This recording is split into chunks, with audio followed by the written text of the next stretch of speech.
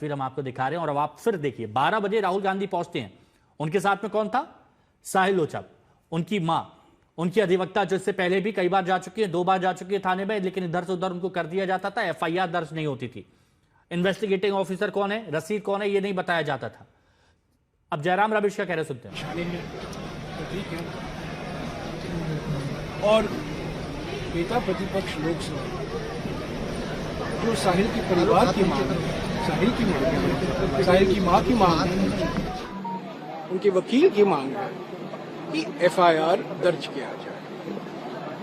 ये कोई general FIR नहीं है, ये बिल्कुल एफआईआर है साहिल पर, जो गैर कानूनी ढंग से पुलिस एक्शन हुआ, पेलेट गन का इस्तेमाल हुआ, उस संदर्भ में एफआईआर दर्ज किया जाए और एफआईआर नंबर, रजिस्ट्रेशन नंबर उनको दिया जाए। पर हमारी मांग मंजूर नहीं हुआ अभी तक।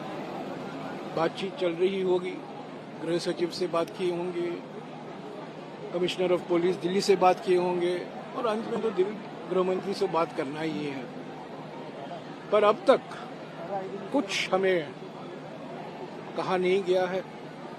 मांग सिंपल है, एफआईआर दर्ज करो, रजिस्ट्रेशन नंबर दो और हम यहां से निकलेंगे। और जब तक रजिस्ट्रेशन नंबर एफआईआर, नया एफआईआर, ये बात सही है, पुलिस का कहना है कि एफआईआर दर्ज किया गया था, वो तो जनरल एफआईआर था। ये साहिल ने मांग की है और उन्होंने सबूत दिखाया, अपनी आंख गवाई है, उनके सारे शरीर पर निशान है जो पेलेट गन का इस्तेमाल हुआ है। राहुल जी ने भी उसका जिक्र किया है, दिखाया है। उसके बावजूद ये मांग जो है, मैं समझता हूं वास्तविक मांग है, साहिल की वास्तविक मांग है, साहिल की मां की वास्तविक मांग है, साहिल के वकील की वास्तविक मांग है, और उसी को आवाज दे रहे हैं नेता प्रतिपक्ष लोकसभा।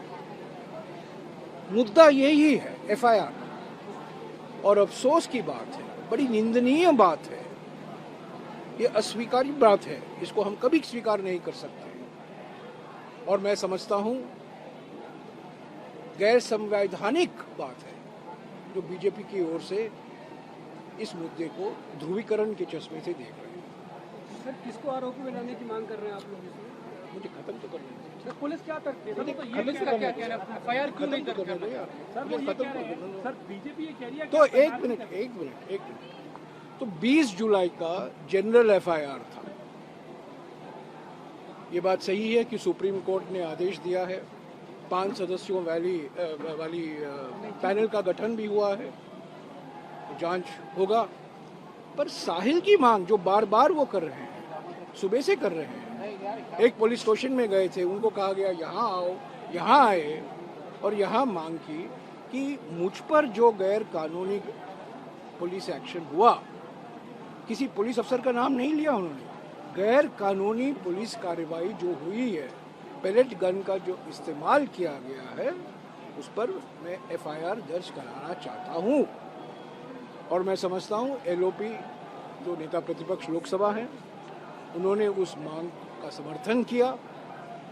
उन्होंने भी बात की कि एफआईआर दर्ज किया जाए, रजिस्ट्रेशन नया नंबर दिया जाए साहिल को, साहिल के वकील को, साहिल के परिवार को, पर वो नहीं हुआ।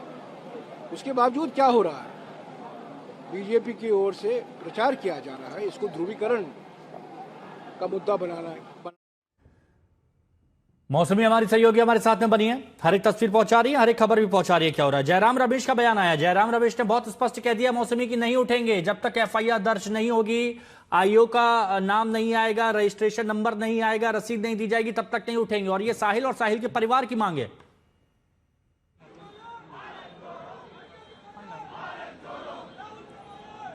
जी बिल्कुल, देखिए अब यहाँ पे जयराम रमेश उसी बात को इलैबोरेट करते हुए जो राहुल गांधी ने कही है कि जब तक एफआईआर नहीं आती, जिस तरीके से वो उनके वकील जो दलील दे रहे हैं, उनके वकील जो बता रहे हैं कानून की अनदेखी हो रही है और कहीं किसी भी तरीके से इस पे कोई भी कॉम्प्रोमाइज हम नहीं करेंगे।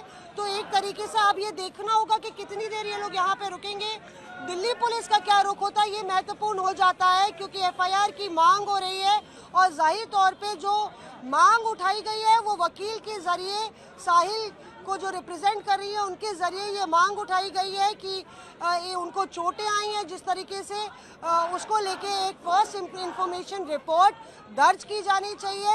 यही बात जयराम रमेश भी दो टूक कहते हुए, और ऐसे में ये लगता है कि राहुल गांधी कांग्रेस समेत यहीं पे अब डेरा डालकर बैठ गए हैं। पार्लियामेंट स्ट्रीट पुलिस स्टेशन में राहुल गांधी कई बारी आए हैं हिमांशु, कई बारी धरने हुए हैं, कई बारी स्ट्रीट पर प्रोटेस्ट हुई है, लेकिन शायद ही ये वो इतना समय राहुल गांधी ने पार्लियामेंट स्ट्रीट थाने में इस तरीके से बाहर बैठे हुए धरना देते हुए बिताया होगा। पहली बार है कि एक तरीके से राहुल गांधी धरने पर तो कई बार बैठे हैं, पर पहली बार है कि राहुल गांधी समेत पूरी कांग्रेस यहाँ पुलिस थाने के भीतर ही इस तरीके से धरने पर बैठ गई हो।